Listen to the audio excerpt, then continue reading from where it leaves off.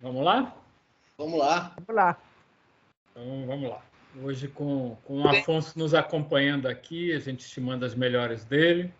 Vamos lá. O estupro não tem mais jeito. A gente inicia mais um encontro, né, do Cineclube Casas Casadas. Hoje dedicado ao filme Raul Seixas, o início, o fim e o meio, dirigido pelo Walter Carvalho, lançado lá em 2012, faz uma década.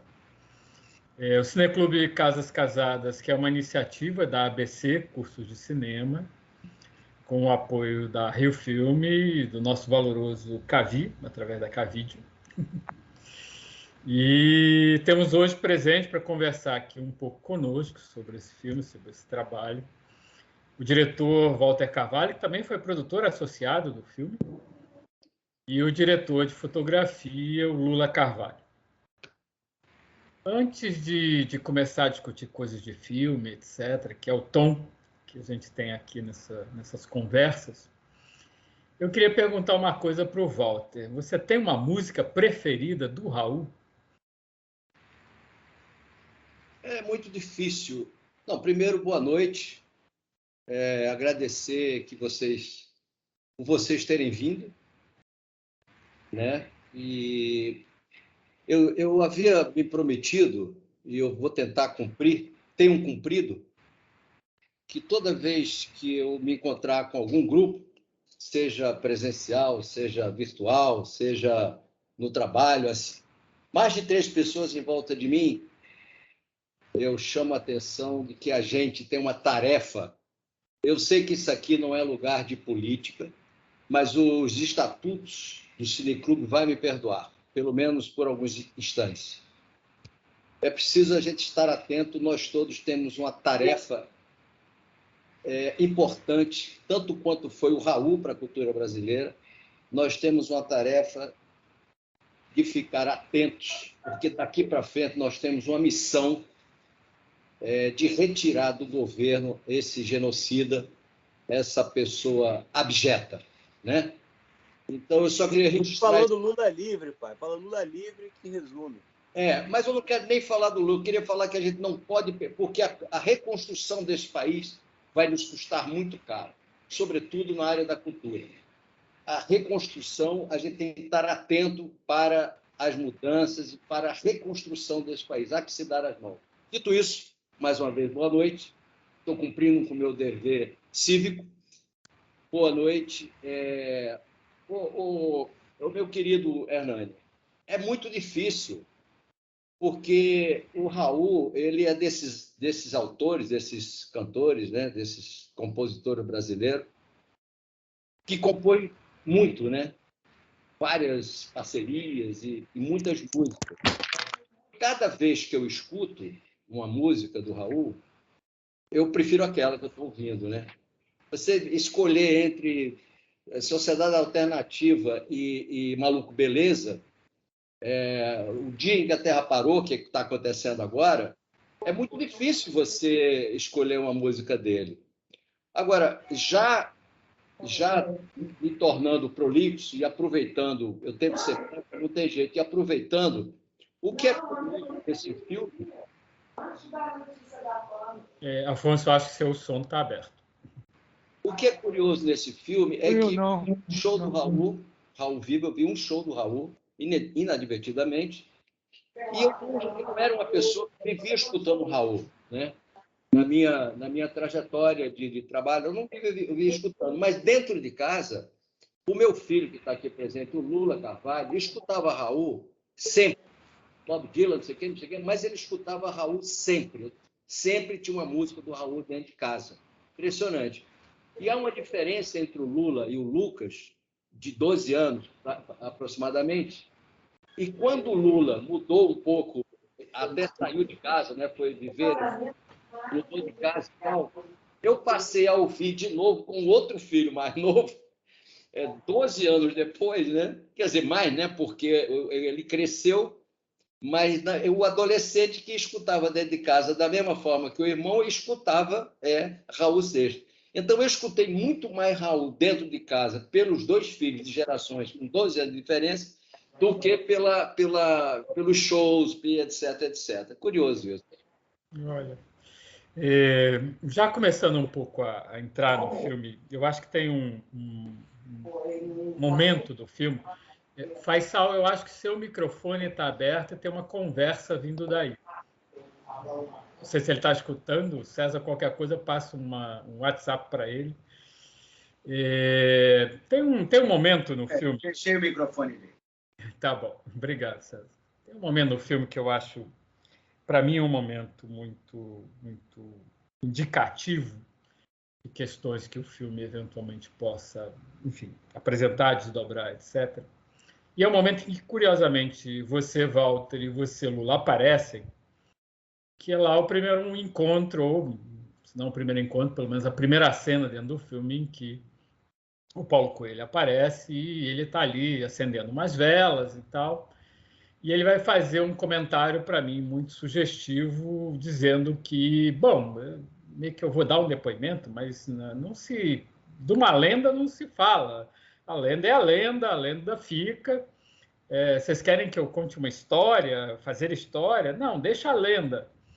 O que sempre me lembrou de imediato, primeira vez que eu vi há muito tempo atrás, o famoso diálogo lá no filme do João Ford, entre o senador interpretado pelo James Stewart e o jornalista, né? Em que ele termina de contar a verdade sobre aquele personagem morto ali, que surpreendeu todo mundo, porque é que um senador famoso vem aqui, e ele acaba resolvendo não publicar a reportagem e diz, bom, imprima-se a lenda, deixa a lenda continuar, e o herói que está aqui morto não precisa ser herói, deixa você, que é o senador da República, continuar herói. O Homem que Matou o Fascino. Né? Isso. É um dos melhores filmes do João Ford. E isso me trouxe, digamos assim, à mente esse momento, mas também uma questão que você, Walter, fez alguns documentários que são cinebiografias, que são abordagens das vidas de algumas pessoas, e fez, em particular, uma que tem a ver também com um cantor de rock, que é o Cazuza. E lá a opção foi ficcional, e aqui a opção foi documental. E o Raul, o filme, ele é uma espécie de grande tour de force, pela quantidade de material que é reunido, pela abordagem, eu diria, quase milimétrica de uma certa trajetória artística e de vida, e que tem, nesse momento de encontro com, talvez, hoje, um nome mais emblemático dos grandes parceiros do Raul, muito mais pela fama que o Paulo Coelho alcançou aí posteriormente, embora seja um letrista realmente extraordinário na sua parceria com o Raul. Nesse momento, o Paulo parece sugerir que deixe, digamos assim, o que se sabe do Raul como está. Como é que foi para você chegar numa nova cinebiografia, optar pelo documentário e, eventualmente, optar por essa, eu diria, estratégia exaustiva? Houve essa intenção de realmente ser exaustivo? Essa sua pergunta ela é uma pergunta que implica uma resposta longa, mas eu vou tentar editar aqui. Eu sempre vejo os meus filmes de uma forma, eu sempre vejo como metáforas. São metáforas, seja na ficção, seja no documentário. Eu tenho uma certa implicância com essa coisa da objetividade do documentário, sabe? Eu acho que talvez a câmera mais isenta seria a câmera de segurança dos edifícios, das estradas, dos bancos. Essa talvez seja... Mesmo assim, alguém colocou aquela câmera naquele lugar. Então, eu não tenho nenhum compromisso com essa coisa da objetividade. O Raul, né, é o Raul que eu inventei. Esse Raul que está nesse filme é um Raul meu. É um Raul que eu dividi as ideias que eu tinha para o filme com a equipe, com o Lula, que foi deu uma contribuição enorme, porque sabia todas as letras. Eu, inclusive, deixei de propósito no filme, até para você entender essa subjetividade que eu faço quando trabalho, porque para mim são metáforas. O cinema documentário, para mim, é construção. Então, tem um filme, o Lula ajudando. Ele ajuda umas 2 ou 3 vezes a pessoa, incluindo o Caetano Veloso, que esquece a letra no meio quando está tocando. E aí fica assim, o Lula canta o pedaço que ele está esquecido. Então, essa coisa que você fala da exaustão, foi sim, foi. Eu filmei 200 horas, e nós filmamos 200 horas, e eu tinha de acesso de imagem recorrente, imagem de arquivo, cerca de 250 horas, que eu fiz questão de ver tudo. Fui no Jô Soares, inclusive, e fiz um pedido no Jô Soares, para ter alguma imagem que fosse inédita, porque eu não queria usar imagem da internet.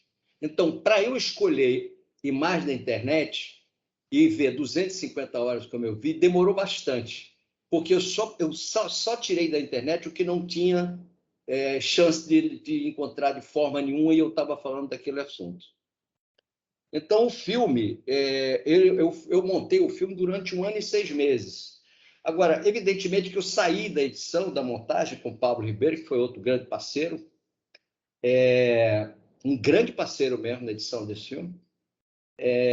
Eu saí do filme e fiz outros filmes. Eu me lembro perfeitamente, na época, eu fiz o Helena, do Zé Henrique Fonseca. Fiz outros filmes, mas eu ia e voltava. Agora, o Pablo Ribeiro, que era o editor, ele teve a pachorra de, quando a gente encerrou o filme, literalmente, fechou a tampa do filme, ele consultou o Avid e fez as contas, a hora que ele ligou e desligou, montando comigo, e deu exatamente 1 ano e 6 meses, aproximadamente 1 ano e 6 meses, segundo as horas que registrava o equipamento dele. Nunca mais eu faço isso, porque foi uma coisa muito exaustiva.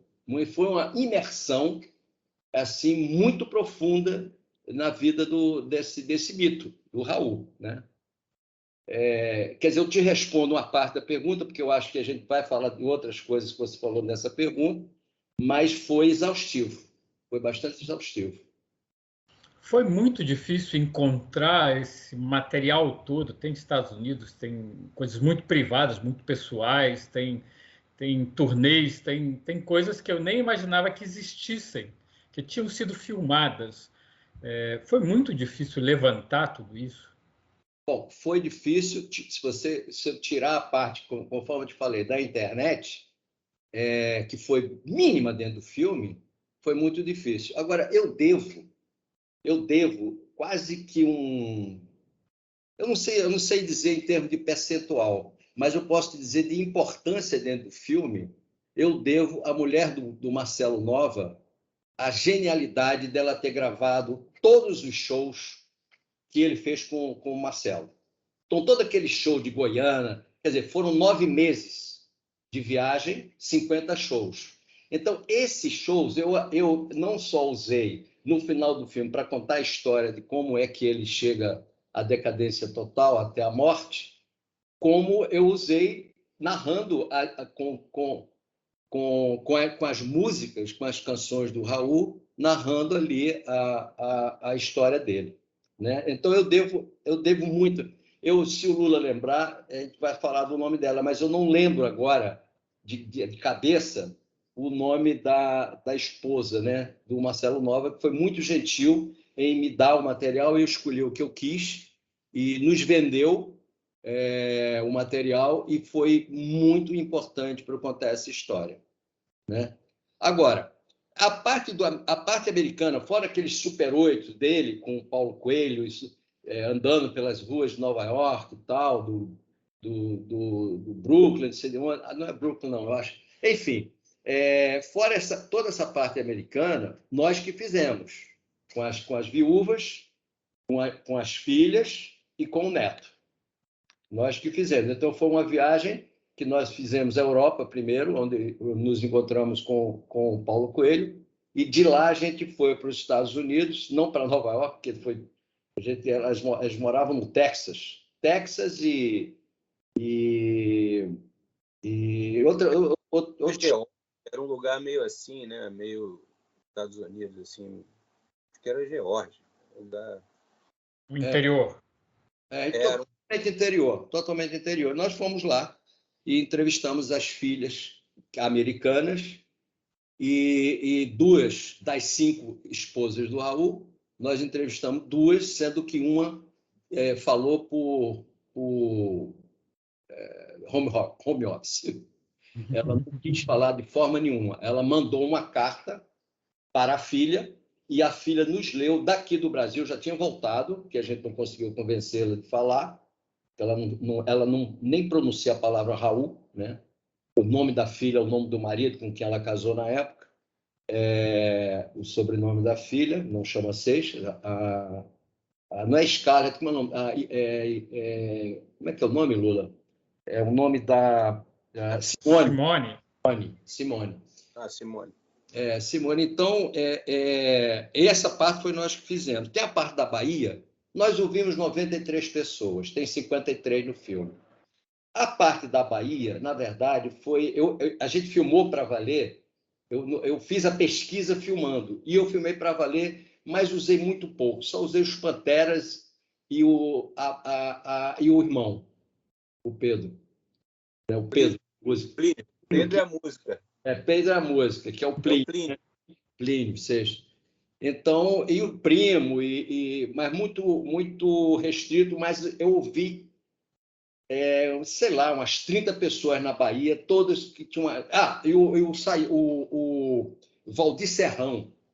Valdir Serrão, o Olival, que é o que dança, não sei se você viu o filme recente, é o que dança junto com Elvis Presley, no King Creole, né? Que ele fica imitando ali, que para mim foi uma... Eu ganhei vários presentes, né? Eu acho que, ao contrário de muita gente sobre o documentário, eu acho que o documentarista tem que ter sorte, é que nem o goleiro na hora do pênalti. Tem que ter sorte. E eu acho que eu ganhei alguns prêmios, eu peguei alguns pênaltis no filme do Raul, sabe? Eu cheguei a pegar alguns prêmios, como A Mosca, do Paulo Coelho. O Olival, para mim, foi um pênalti que eu peguei. O Valdir Serrão também, que nos leva a câmera para conhecer o primeiro cineclube e tal. Enfim, tem muitas pessoas aí que... Você, durante esse processo de pesquisa que você ia gravando as pessoas, é um número espantoso, porque é quase o dobro daquilo que está no filme. Eu já acho que o volume que está no filme é imenso. Mas durante esse processo de pesquisa, você já montava também ou você só iniciou a montagem depois de reunir todo o material? Eu tenho um hábito.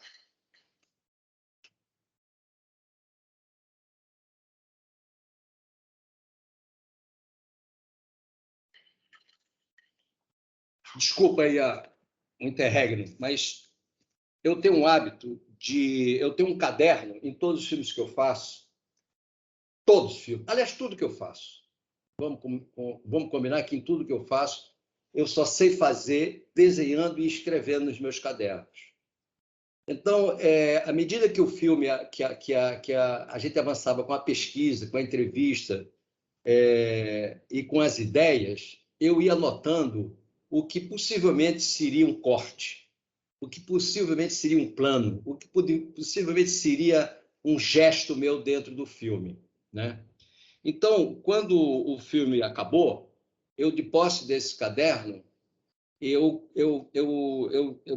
construí um quadro que eu chamei de Genealogia da Trajetória, que eu guardei.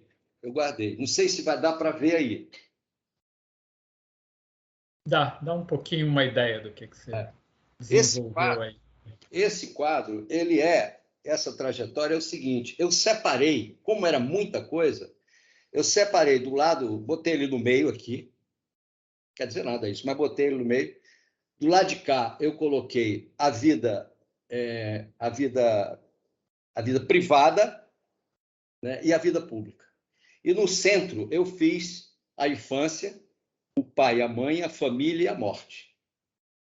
E fui, ao entrevistar essas pessoas, todas elas estão escritas aqui, as 93.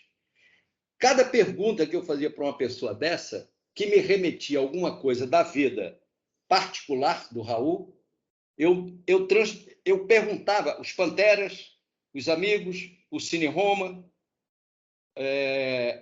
o Gentleman, que é um dos conjuntos que ele fundou, primeiramente, as ex-esposas, as filhas, e do lado de cá, tudo que é produção, tudo que tem a ver com a questão da produção do Raul. Então, eu fui... cada conexão dessa é um mês de trabalho na montagem, né? Até você entender a conexão disso, dito para cá e dito para cá ou cruzado. Então, esse quadro, ele nos acompanhava na frente do nosso hábito, tá certo? Então, num dado momento, eu percebi que eu estava fazendo um filme em 2 planos. O plano da vida privada e o plano da vida pública dele. Esses 2 planos, eles se cruzam, e assim, eu vendo o filme, eu vi o filme tem um mês, mais ou menos, tinha que conversar com uma pessoa, um jornalista sobre esse filme, e eu dei uma olhada de novo no filme. Hoje eu tentei ver, mas não consegui ver tudo, porque muita coisa para fazer. Mas eu fui descobrindo que ao ver o filme, parece que você está vendo um filme que tem um tempo cronológico. Ele está numa cronologia de nascimento e morte. Quando, na verdade, eu já começo com a contracultura. Eu começo o filme com o Gonzaga, com Dennis Hopper e com Allen Ginsberg. Tá certo? Eu já começo com o Raul na estrada, né? Raul dirigindo uma moto na estrada. Então, ele não tem uma cronologia, mas ele tem. Se você entender que uma coisa... são 2 cortinas, né? Uma na frente e outra atrás, que ora mudam de posição, a cronologia vem de uma intenção nossa de que o próprio espectador estivesse ali emendando pedaços do Raul inventados por mim, né? Inventados por mim. Então, essa é a questão, assim, digamos, do que você me perguntou sobre pesquisa. É isso que eu poderia falar muito mais, mas eu vou tentar segurar. Não, pode ficar livre, porque o Cineclube não tem regra, não tem caminho certo, caminho errado, etc. Estamos aqui para conversar, enfim, o que você achar que deve colocar. Eu faço pergunta 3x4, eu não me poupo. Por exemplo, eu te perguntaria se nessas entrevistas houve uma pergunta, sei lá, chave, uma pergunta conceito, se havia algo recorrente para todo tipo de entrevistado. Veja bem, os meus filmes, o Janela da Alma, quando eu fiz com o João, nós tínhamos umas perguntas básicas que fizemos para todos. No caso do Raul, não tinha tinham perguntas, como é que você ia escapar da pergunta sobre a decadência do Raul, né? Como é que você vai... Uma pergunta que você queira aprofundar a questão da decadência, a questão das drogas, a questão da boemia do Raul, a questão familiar com as viúvas, 5 mulheres, 3 filhas, né? Como é que você... Então, era muito difícil. Agora, o que é... Por exemplo, eu vou te dar um exemplo assim, muito claro de Paulo Coelho. Depois eu posso contar a saga que foi para conseguir falar com Paulo Coelho, né? Um homem complicado, difícil, longe, famoso, muito difícil de falar com ele, com a agenda toda fechada, enfim. Mas o Paulo Coelho, eu chamei o meu assistente, o Léo Gudel, e nós fizemos o seguinte: vamos ler o Paulo Coelho. Vamos ler o Paulo Coelho. Então, eu consegui ler o primeiro livro do Paulo Coelho. Assim, uma leitura um pouco dinâmica, mas eu li. E o Léo, ele leu, não leu todos, evidentemente, mas ele leu os 3, 4 principais. Eu me lembro da gente no avião, indo para a Suíça e lendo entrevista e tal, não sei o quê. E aí nós tivemos a ideia no hotel, porque eu cheguei na Suíça, onde era Lula cidade, que eu já esqueci? Genebra. Em Genebra. Nós chegamos em Genebra um dia antes. Eu fiz questão de chegar um dia antes, porque se tivesse um atropelo de avião, eu não chegaria no dia e não queria chegar atrasado na casa do Paulo Coelho. Acabou que eu cheguei na casa dele primeiro do que ele, porque ele chegou depois. Ele estava andando de bicicleta e chegou atrasado. Pediu desculpas e tal. Mas, enfim, então nós ficamos no hotel fazendo perguntas para o Paulo a partir dos seus personagens, do seu livro, tá certo? Então nós fazíamos uma relação de um personagem ou de um enunciado do livro do Paulo, entendeu? E transpunha aquilo para dentro da relação dele com o Raul. Com isso, ele percebeu facilmente que a gente tinha lido. Então, ele foi de uma generosidade, por outras razões também, que se houver tempo eu posso explicar, ele foi de uma generosidade incrível. Tanto que a entrevista era para ser 1 hora e ela foi mais de 2, né? Eu conto também se necessário for. Mas, enfim, quando ele percebeu que a gente tinha estudado ele foi muito mais generoso, entendeu? E chegou a perguntar para a gente. Então, vocês leram. Ele chegou, teve uma hora na conversa que ele chegou, vocês leram, entendeu? Essa foi uma maneira de construir uma entrevista com uma pessoa como Paulo Coelho, que eu suponho ser uma pessoa complicada para se entrevistar. Um homem culto, um escritor, né? Um homem que o único livro que barrou ele foi o Harry Potter. Então, do ponto de vista da venda, então é uma coisa muito louca, né? Então, essa foi uma das entrevistas. Mas, por exemplo, Olival foi entrevistar o Olival em Lula. A gente foi lá no Olival. Era um amigo de infância, vizinho, que ia para o cinema ver o King Creole às 2 da tarde e saía às 10 da noite dentro do cinema. Eles viam todas as sessões. Eu só sabia disso. O Olival era um amigo de infância. E, no entanto, ele me dá um dos melhores depoimentos que eu manipulo, o depoimento dele com o Elvis Presley, né? Faço aquela brincadeira ali com o Elvis Presley e faço a mesma brincadeira com o próprio Raul. Enfim, então, cada caso é um caso. O Cláudio Roberto, eu fui descobrir o Cláudio Roberto num sítio aqui no interior do estado, do Rio de Janeiro, criando galo de briga, entendeu? Eu fui descobrir. Então, eu não sabia nem, eu só sabia. A única coisa que eu podia. O caso Roberto, né? Filho desse. Oi? Os dois. Alguém está falando? O Cláudio Roberto? O Cláudio Roberto, por exemplo, a coisa que eu queria saber era sobre o Maluco Beleza, né? Porque o Maluco Beleza, na verdade, era o Cláudio Roberto, não era nem o Raul. Um parêntese aqui sobre o Cláudio Roberto. Desculpa, Hernani, te interromper. Vai lá. Quando eles fizeram o Maluco Beleza, o Raul falou para ele.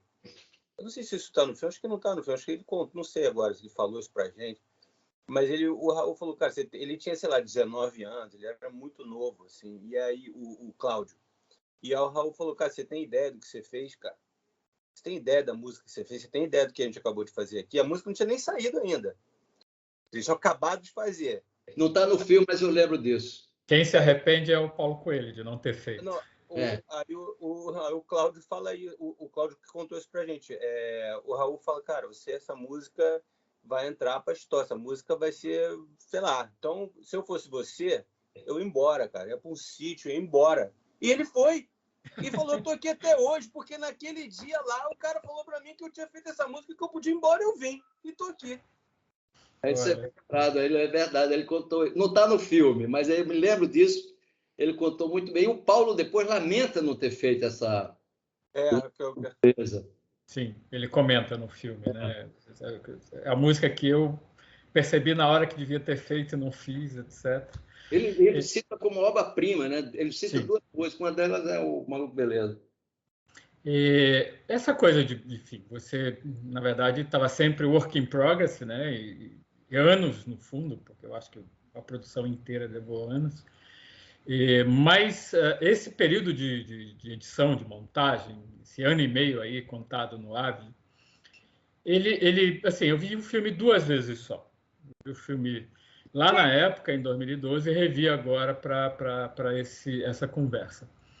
Mas me fica a impressão que eu já tinha tido lá na estreia, no lançamento, de que o filme tem dois grandes eixos proporcionados, de um lado pelas esposas, de outro lado pelos compositores. Você fala essa coisa que não é um filme linear, apesar da brincadeira do título, né, o início do filme, e fica a impressão de que você está vendo a biografia dele de uma forma tradicional, mas na verdade o vai e vem da montagem, às vezes, enfim, quebra isso por N razões, mas me fica essa impressão de que há um eixo, sim, não tanto de uma história linear, mas de, digamos assim, dois núcleos principais.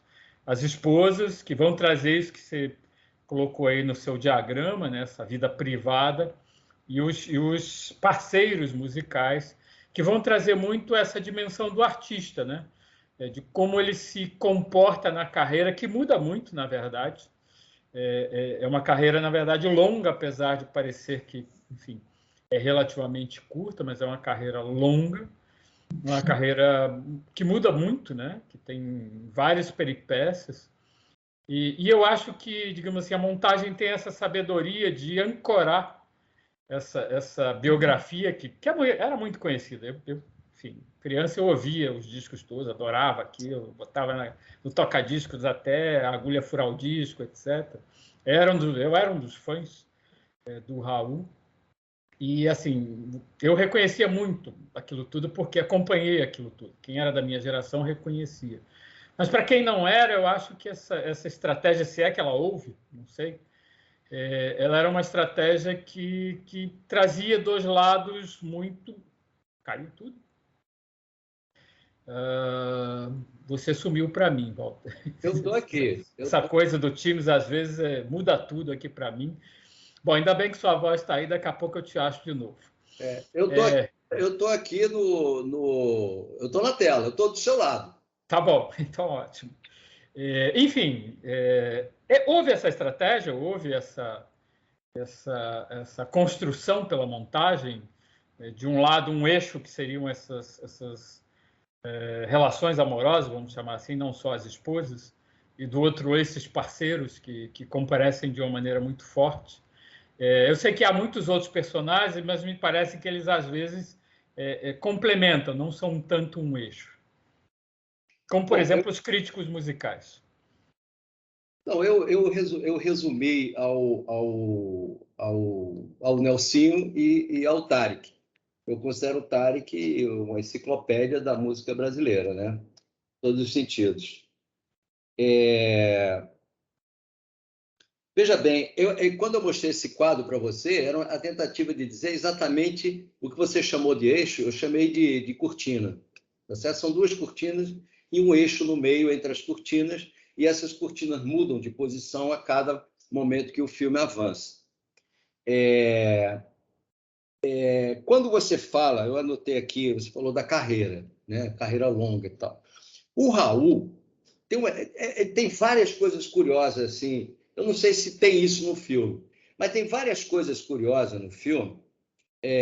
Por exemplo, o Raul, ele ativo para valer, depois de Let Me Sing, no Festival da Canção Internacional da Canção, em 1972, que ele apresenta o Let Me Sing, dali para cá, né, dali até a morte, 1980, ele morre em 1989 e Let Me Sing é de 1972.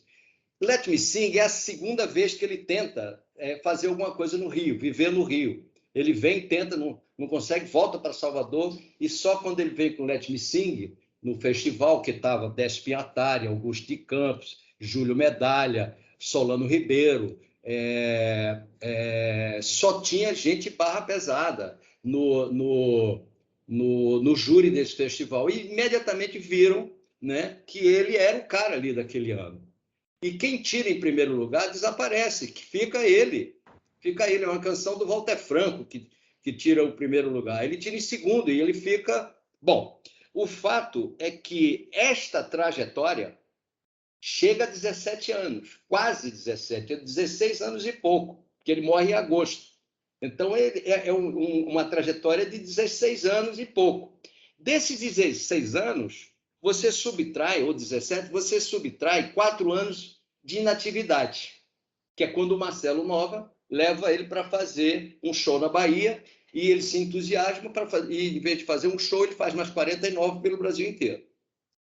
Então, a carreira do Raul, que parece longa, é meteórica. São 14 de ação, de atividade, é 14 anos. Em 14 anos, ele sobe, atinge o pico e desce imediatamente. Tá certo? Então, por isso que eu fui construindo essas que eu chamo de cortina, que são esses dois planos, né? Através dessa vida privada, porque a vida privada dele é muito forte, né? Essa coisa de ter 5 mulheres, casou com 5 mulheres, e quase todos esses casamentos simultâneos. Ele ia casando com a outra sem deixar a outra. Sempre foi uma loucura isso na cabeça do Raul, né? Então,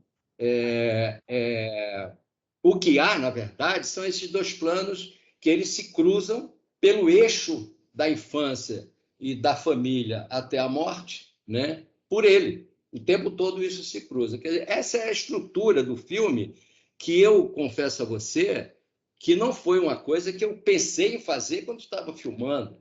Isso aconteceu aos 3, 4, 5 meses de montagem, é que comecei a sacar isso. Quando a gente começou exaustivamente vendo Porque é o seguinte, eu tenho um problema quando eu faço um documentário. O que eu filmar, eu vejo depois. Todas as anotações, sabe, se eu tiver que ter 30 dias, 6, 7 horas por dia vendo o material, eu vou ter que fazer. Agora, eu me prometi de não fazer mais isso. O meu último filme não tem 100 planos. Um filme com o Irandi tem pouco mais de 80 planos. E eu filmei 92 planos. Tá certo? Então, eu não faço mais isso. Para mim é uma coisa muito... Eu não tenho mais tempo. Não tenho... A minha temporalidade está... Eu estou jogando no segundo tempo. Tá certo? Então, eu tenho que ter projetos. Agora, eu tinha uma responsabilidade com esse projeto, porque eu não escolhi Raul. Eu fui escolhido. Raul que me escolheu. Estava em casa, tranquilo, quando o presidente da Paramount me liga, que era o Jorge Peregrino, e diz assim, tem um filme aqui, que eu vou ter uma reunião com o produtor, que ele quer fazer um filme sobre o baú do Raul. E eu vou dizer para ele que eu só faço filmes para você que dirija. Aí eu pensei que tá bom, mas eu pensei que ele estava... Foi a forma dele fazer o convite. Até que um dia ele me ligou para fazer uma reunião com o produtor. E eu fui, e a ideia era fazer um filme sobre o baú do Raul, o famoso baú do Raul, que, na verdade, não existia mais, porque tanto uma parte dele, com algumas viúvas, foram sendo revelados em forma de show, em forma de disco, em forma até de reportagem e tal, de livros. E, por sua vez, o Silvio Passos, né, Lula? O Silvio também tinha uma parte desse baú. Então, esse baú já não existia mais. Eu não podia fazer um filme sobre o baú do Raul, porque quando eu abri o baú do Raul, não tinha nada dentro. Estava tudo fora, estava tudo voando.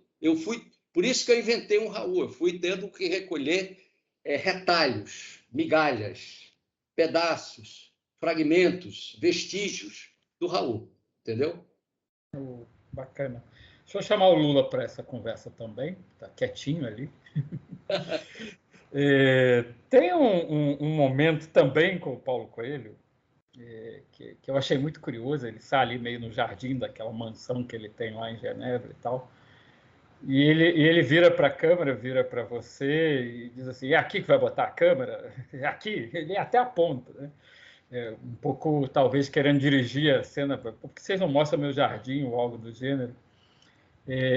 Eu te perguntaria duas coisas. Uma, da sua relação com todos esses entrevistados, esses 90 e tantos, não todos estão no filme, mas o trabalho é ir até essas pessoas, lidar com essas pessoas, lidar com as idiosincrasias dessas pessoas e abertura ou não. É engraçado o Walter falar que o Paulo foi generoso, porque a minha impressão pessoal no filme, revendo agora, a primeira vez que ele aparece no filme, ele parece que não quer falar, parece que enfim, vai vir perguntas, assim, constrangedoras, que ele não está muito afim de reviver, rememorar, etc. Então, eu acho que assim, sobretudo para quem está filmando, quem está ali na câmera, esses momentos de perceber o que vai acontecer, o que não vai acontecer, de lidar com isso, são momentos, às vezes, decisivos para o filme, né? Porque vai, de fato, se transformar o filme. E esse é um momento também que me chama um pouco a atenção, porque há um certo estouro de luz. Enfim, vocês vêm de dentro da casa do Paulo, vão ali para o jardim, e é um momento que assim reaparecem alguns outros pontos do filme de vir do exterior, entrar de repente numa escada, tem uma hora que se segue um personagem e se ajusta ali as questões de luz, as questões de exposição, e nesse caso ali era vir de dentro da casa do Paulo Coelho, vir para fora. Qual era o teu conceito de trabalho dentro do filme e a tua relação com esses personagens que era uma gama gigantesca? Cara, bom, Hernani, primeiro, eu acho que a maior contribuição que eu dei para o filme, meu pai esqueceu ou não lembrou aí de falar, nesse dia que o Jorge falou com você, ele me ligou, meu pai me ligou, falando, pô, não, eu tava pela rua trabalhando, sei lá, ele falou, pô, talvez o pintor aí, o Jorge me ligou, falando agora do filme com o Raul e tal, eu falei, ah, legal. E eu me lembro que quando eu cheguei de noite em casa, eu falei, porra, peraí. Aí eu liguei para ele e falei, não, olha só, deixa eu só recapitular aqui. Porque ele realmente não era um cara que ouvia muito Raul Seixas, e eu era, e eu falei, foi uma das pouquíssimas vezes na minha vida, eu falei, pai, eu já me coloquei dentro do filme, a gente tem que fazer esse filme, cara. Não é possível. Se apareceu, caiu, a gente dessa não pode deixar passar, porque realmente eu tenho essa relação de fã mesmo, de amar, de ser encantado com a obra dele. Então, primeiro que isso é um pouco intimidador, né? Porque você já tem uma quantidade de imagens gigantes. Então, tanto tem até no filme uma imagem, um clipe que ele faz que é em 35mm, original, que no final ele, acho que é com batom, não lembro, que ele risca na barriga dele, que é uma imagem maravilhosa, em 35, uma coisa assim de você chorar de ver.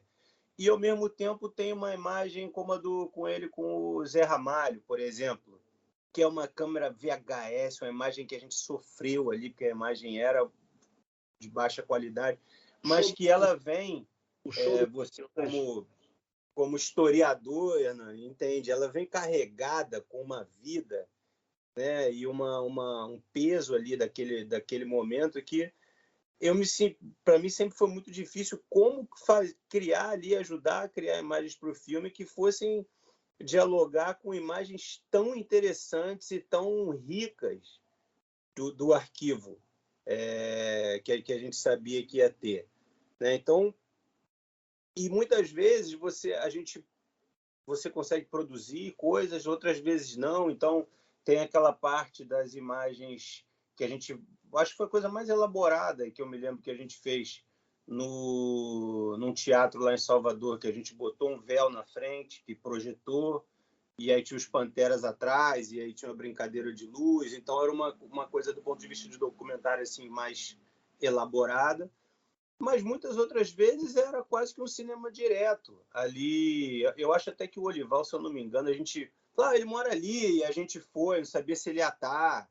Aí desceu um cara de chinelo ali, não sabia e era ele. Foi toda uma coisa meio assim. Então, por mais que você tenha um conceito, você às vezes vai ali no improviso e ao mesmo tempo você está falando do cara que é a metamorfose ambulante. Então, porra, se você não tiver, não absorver esse espírito, você também está errado, porque é um pouco clichê falar isso, mas olha a invenção, o nível de inventividade, de criatividade do Raul Seixas. Então, porra, como conseguir ajudar, né? E ainda mais com entrevista. Você falou do entrevistado, que é um formato difícil de você quebrar, de você desconstruir, né? Eu tive a sorte, cara, realmente eu fui muito abençoado, porque eu fiz um documentário também com o Tom Zé,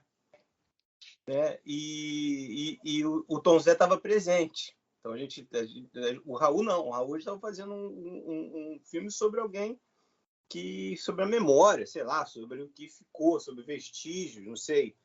Mas o Tom Zé não, então já tinha passado por por situações incríveis com ele nesse sentido, porque pessoas como eles, como é que você põe para sentar e conversar e achar que a pessoa vai ter uma conversa normal? Não vai ter, né? Não vai ter. O Paulo Coelho, eu acho que ele a princípio estava talvez um pouco desconfortável, porque há toda uma coisa de questão de rusgas e história deles que meio complicadas, e ao mesmo tempo ele talvez tivesse nessa coisa acostumado de dar as suas entrevistas por conta do trabalho dele, então de repente estava esse pessoal aí vindo cavucar em questão de Raul, mas eu acho que no fim das contas aconteceu uma mágica mesmo. Eu não lembro, eu não sei o que meu pai poderia dizer, mas eu acho que principalmente entre eles dois, porque o papo era deles, mas eu ali, mal ou bem com a câmera acaba mais próximo também, com a câmera que não para um cara como ele, mas não deixa de ser uma coisa intimidadora, né? Mas eu acho que na medida que o papo foi rolando, ele foi gostando, e nós também. E uma situação que era tensa para a gente, que era marcada, 1 hora, não sei o que, ele não vai dar mais que isso, e ninguém sabia muito bem.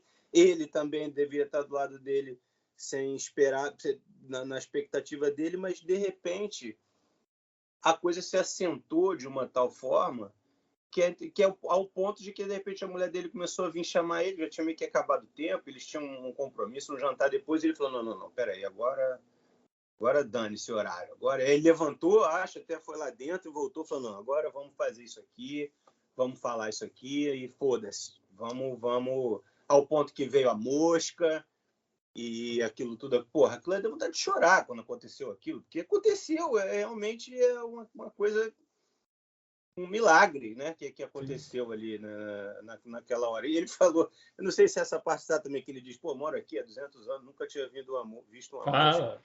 Fala que a música é o Raul, fala etc. no filme. Eu também não, eu revi parte do filme agora, não vi tudo, então tem algumas coisas que eu não lembro. Mas a gente teve, por exemplo, como tinha no início a coisa da contracultura e o Easy Rider, a gente se deu ao luxo de, naquele início com a moto, e aí apareceu o Daniel Oliveira, apareceu pelo meio, um pouco por acaso, e aí o filho dele chamava Raul, né? O Dani pintou. Homenagem. O Dani sempre um cometa que apareceu, e aí ele tá lá na moto, e a gente filmou aquilo em 16, porque era um pouco o ícone do cinema e do Easy Rider que a gente queria também juntar. Eu acho que naquela época também as câmeras digitais ainda tinham uma diferença muito grande para a película. Não teria a mesma mágica botar uma câmera digital naquele momento numa moto para tentar fazer uma alusão a Easy Rider, e a gente achou que talvez fosse uma besteira que eu estou falando, mas naquele momento, tem que ser película, e aí juntou as migalhas lá para ter um carro que tivesse uma grua, que pudesse filmar a moto de maneira mais cinematográfica. Então tem essas misturas de não só de câmeras, mas também de situações, né? Isso que você falou da correção do diafragma, muito bem observado, foi uma das coisas que eu sempre gostei de fazer documentário, quer dizer, que eu achava muito bom fazer com o digital, porque eu corrigia o diafragma na mão mesmo. Então eu tinha como eu estava ali com a câmera na mão, isso foi virando para mim a gente às vezes cisma com algumas bobagens. Eu cismava de querer ir de um lugar escuro para um lugar claro e ir compensando imperceptivelmente. Então eu tentava ficar fazendo isso. E ali foi uma das vezes que isso acontecia, mas tiveram outras, quando o cara, quando vai mostrando, como é o nome dele, que sobe o fã-clube. Valdir Serrão. Valdir Serrão, que ele vai andando também, ele vem de fora, né? Ele começa fora e vai subindo a escada. Então eu realmente tinha eu gostava daquelas câmeras, porque ela dava o apoio que você precisa para o ombro, e a lente estava aqui totalmente manipulável. Eu tinha que os anéis de zoom, de foco, de diafragma totalmente acessíveis. Os filtros. E podia realmente ir fazendo na mão, na medida que ia saindo, ou que ia entrando, ou o que quer que seja, ia fazendo a compensação. Então, eu sempre tentava fazer isso da forma mais imperceptível, que pudesse ser usado, né? Que pudesse valer enquanto plano. E você brilhantemente pescou essa manobra ali. Que câmera vocês usaram no filme? Cara, ela chamava... Desculpa, vou até ver aqui, porque eu me esqueci o nome. É uma das primeiras câmeras com cartão. Sei que lá era Panasonic, eu acho, 700. Era uma Panasonic HPX 500. Tá. Eu me lembro que tinha a DSR 500, que era uma câmera que eu adorava, que era em fita, e a HPX 500 já veio, foi uma primeira de cartão. Né? Esse filme a gente filmou em 2009, então na época era uma excelente câmera para documentário, excelente. Sim. Eu pergunto isso porque esse é um filme que eu chamo muito de transição, esse momento, entre ainda película um pouco, mas já muito digital, etc. E é um filme que foi pensado para ser lançado em película. Sim. O filme chegou ao circuito em película. Você acompanhou a pós-produção? Você acompanhou? Eu acompanhei. Eventualmente ainda se chamava de marcação de luz e não hoje o color grading. Mas eu acompanhei, inclusive foi uma das partes super complexas. Você imagina a quantidade de materiais de formatos mais diferentes possíveis para juntar isso. Nossa, isso foi um rolo danado. E eu acompanhei. Já tinha colorista? Tinha. Não, tinha total. Acho que a gente, se eu estou tentando me lembrar melhor, eu não sei se a gente fez alguma parte. Eu me lembro que a parte toda dessa de juntar os materiais antigos era na Labo lá de São Paulo. Por alguma razão, concentrou lá. Mas acho que quem marcou a luz do restante foi o Fabinho. Acho que foi no Rio, mas foi um mix. Mas foi muito complicado, cara, porque realmente... Aí tinha imagens que não sabia se ia conseguir, ia ver depois, aí ia ver se tinha um original, era melhor. Foi muito complexo, isso deu muito trabalho de colocar isso tudo junto. Eu inclusive, estou cometendo um pecado aqui que eu não estou lembrando quem que finalizou, pai. Provavelmente foi o Juca. Não, foi o Juca, não. Foi aquele menino que sumiu. Foi o Chile? Chile. Porque, assim, é um trabalho do cão para conseguir. Sobre a fotografia desse filme, Lula, eu vou cometer aqui uma deselegância. Eu vou fazer elogios ao meu filho, Lula, que não é muito meu hábito. Mas o Lula tem uma característica interessante, é que ele sabe ser exigente num trabalho onde a exigência cabe. Aonde não cabe a exigência, ele fica mais criativo. Eu explico como. Você fazer um filme, porque veja bem, a maioria das entrevistas que eu fiz, eu tinha um aparelhinho que tinha DVD, e eu gravei as entrevistas que eu colhi de internet. Então, esse aparelhinho era uma telinha, era um playerzinho, uma telinha que eu abria, botava o play e mostrava Aparece isso no Paulo? Aparece no filme. Aparece isso no filme algumas vezes. Então, que era para situar o cara, comprometer o entrevistado numa situação ou que ele disse, ou que ele conviveu com o Raul. sabendo eu que aquela imagem que estava sendo mostrada ali provavelmente poderia entrar na montagem. Então, eu me lembro que quando eu fiz o Entre Atos com o João, eu saía de dentro do avião com o Lula, né? Filmando dentro do avião, com aquela luz de avião, aquele avião pequenininho. Saía eu sozinho fazendo o som com a câmera, né? Com o gravador pendurado no pescoço, fazendo as perguntas e fazendo a câmera e fazendo o som. A Luiz Compasso me ensinou a apertar o botão e desligar o botão, tá certo? Então, eu saía de dentro do avião com a luz, num sol desgraçado de algum aeroporto, São Paulo, por exemplo, entrava num hangar, porque você não entra, esses aviões pequenos vão por outro lugar, entrava num hangar completamente escuro. Saía desse lugar escuro, caía num corredor Bom, estou falando isso aqui para dizer... Aí, quando eu terminava aquilo, que eu reencontrava com o João, ficou bonito, eu dizia, não ficou bonito. Não há Agora, a beleza está em outro lugar. Isso é que o Lula, por exemplo, quando a gente elaborou, ele lembrou muito bem, nós elaboramos a coisa dos Panteras num teatro, onde a gente inventou o Filó na frente, a gente projetava a imagem deles quando eles estavam juntos, com a imagem deles tocando hoje. Então, e o Lula fez uma brincadeira com a luz nesse tecido pendurado, da projeção, com a luz que eles estavam tocando. Então, isso já foi uma elaboração. A própria Moto no Sertão, né, Lula, foi uma elaboração. Levamos um cara de São Paulo, que era cover do Raul, que eu esqueci o nome dele agora, daqui a pouco eu vou lembrar, que tinha o nome de, não sei o que lá, Seixas. Eles chamam que o filho chama Raul Seixas, né?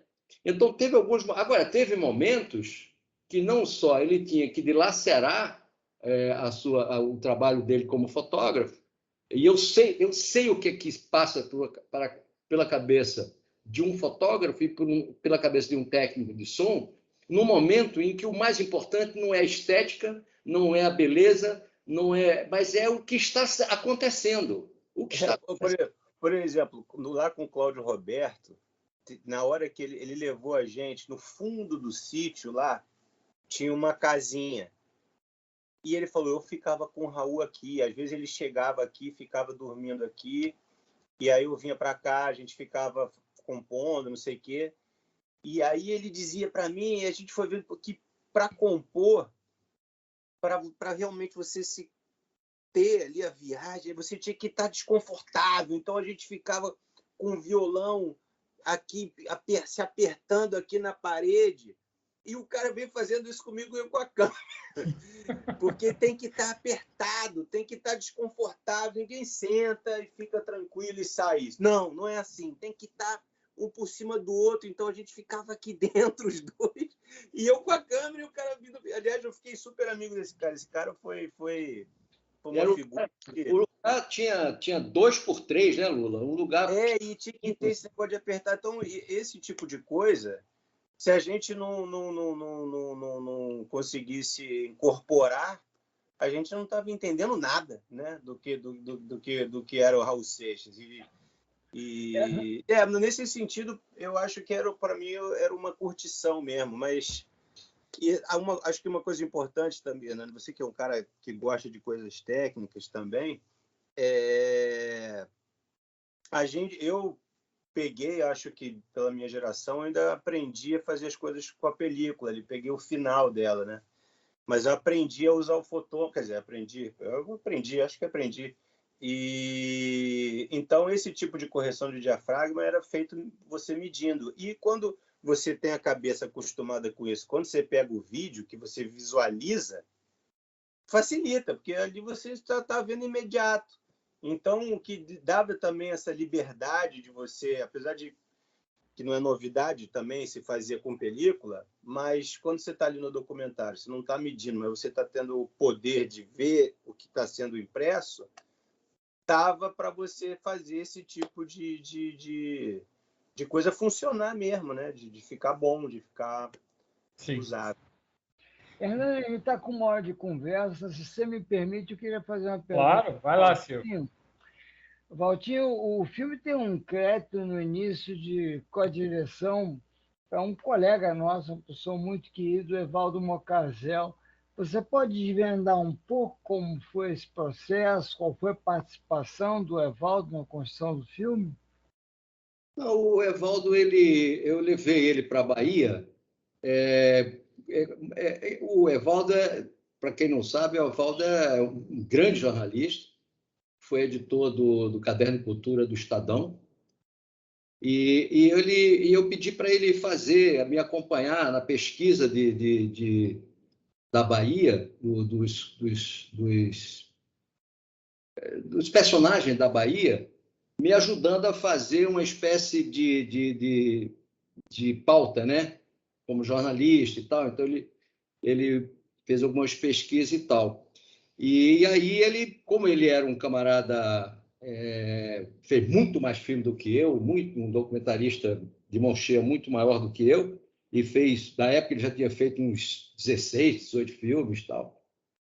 Eu ia botar ele de qualquer maneira como uma espécie de diretor assistente, alguma coisa assim. Mas teve uma jogada político de produção de um dinheiro do Estado de São Paulo que precisava ter um nome de São Paulo no filme para poder, apesar de que o produtor era de São Paulo, precisava ter um nome no filme para poder sair esse dinheiro. Inclusive, esse dinheiro já foi assim quando eu estava editando o filme, ou seja, era um dinheiro importantíssimo. Aí, por sugestão do próprio Alain e do Evaldo, foi de botar ele como co-diretor para poder a gente viabilizar essa grana, né, de São Paulo. Na verdade, ele participou mais disso lá da Bahia, como me ajudando na pesquisa e tal. Mas agora, voltando à questão do Lula, do Paulo Coelho, é muito engraçado, porque o Paulo, quando... A história toda é porque o Paulo dizia que ele falava para os produtores que, através dele, como é que chama? Essas pessoas que tomam conta do escritor, como é? O agente... Agente literário. As agentes literárias falavam, não, ele dá entrevista, mas agosto do ano que vem. Era sempre no ano que vem, era uma coisa que impossível como é que eu ia fazer? E o filme estava todo na minha cabeça montado, quer dizer, tinha muita coisa montada na minha cabeça a partir do Paulo, né? E aí eu já tinha desistido, eu já estava inventando outra coisa na minha cabeça, para não ter o Paulo Coelho, usar material de arquivo e tal. E aí foi uma sorte danada, porque o Silvio Passos, quando o Raul fez 20 anos da morte do Raul, a Globo News fez um documentário, uma reportagem bem feita, essas reportagens grandes que eles faziam, fizeram sobre o Raul, os 20 anos da morte do Raul. E ouviram o Silvio Passos, que é o cara do fã-clube de São Paulo. E o Silvio Passos já tinha dado um depoimento para mim, já tinha me ajudado a encontrar determinadas pessoas em São Paulo e tal. Foi muito solícito, um cara muito bacana. E eu já tinha entrevistado. E ele, nessa entrevista da Globo News, fala que eu estou fazendo um filme e que ele, pelo que ele conseguiu captar na feitura desse filme, que ele acompanhou, ele achava que era a coisa mais importante que ia ser feito sobre o Raul. Disse isso, e o Paulo Coelho vê esse programa lá na Suíça. Ele entra lá num canal e vê o Silvio Passos falando isso. Então, ele liga para o Silvio, pergunta o meu nome e tal, assim, e ele liga direto para o produtor, dizendo, olha, eu quero falar para o filme do Walter. Eu me lembro que eu estava dirigindo, eu estava aqui na esquina do posto que ele estava dirigindo, o produtor me ligou, o Feijão, né? Me ligou e falou assim, Valtinho, você está sentado? Eu falei, pode falar. Ele falou assim, não, o Paulo Coelho ligou e disse que quer falar com você. Aí realmente foi...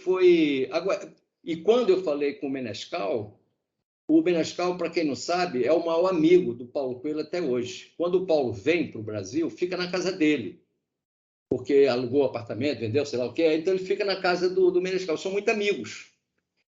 E quando eu entrevistei o Menescal, eu pedi ao Menescal para me ajudar, porque ele não conseguia. E ele manda um e-mail para o Paulo, com cópia para mim, dizendo que tinha dado um depoimento para o filme e que tinha achado interessante as perguntas e tal, e que gostaria que o Paulo Coelho me recebesse. Então, quando eu cheguei lá, e que ele não estava na casa, ele tinha saído para pedalar, não sei o quê, quando ele chegou, a gente já estava, o Lula já tinha feito à luz mais ou menos do que a gente queria fazer. E ele chegou e ela abriu a porta, olhou assim, você é o Valtinho? Eu digo, sou. Ele falou assim, você é um cara muito querido, viu? Porque todo mundo liga do Brasil para eu falar com você. E a questão toda é que eu falei com o Menescal que ele era 1 hora, 45 minutos, porque esses caras, assim, eles estipulam 1 hora e 15 minutos é para armar e desarmar, para entrar na casa e sair da casa. E 45 minutos o cara fala. Aí ele falou, olha, seja generoso, não sei o quê, o próprio Menescal. Então, quando a gente foi começar a entrevista, eu perguntei, o Paulo, olha só, nós vamos falar 1 hora, 45, como é? Porque aí não estava claro a essas alturas. Ele falou assim, não, vamos começar. Mas ele já tinha dito que as pessoas tinham me recomendado. Vamos começar e tal. E começamos a conversar, quando isso era 4 horas da tarde. Quando foi 6 horas,